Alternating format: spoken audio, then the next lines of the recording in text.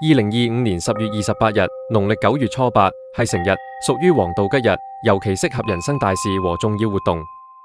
響今日安排婚禮、聘禮、訂婚、新店開張、商務洽談、簽訂合同或掛招牌，亦都會非常順利。此外，祭祖祈福、搬家入住、裝修動土、出行都適宜。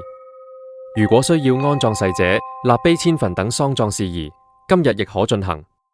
不過需要注意，今日應該避免探視病人，唔好購入牲畜或砍伐樹木。房屋建造打地基、架主梁、屋頂動工等基礎工程最好暫緩。另外，當日值天刑黑道，做事要穩妥同埋守法。響生肖方面，今日係馬日沖暑，屬鼠的朋友運勢受沖，應謹慎行事。而狗、羊、虎係今日特吉生肖。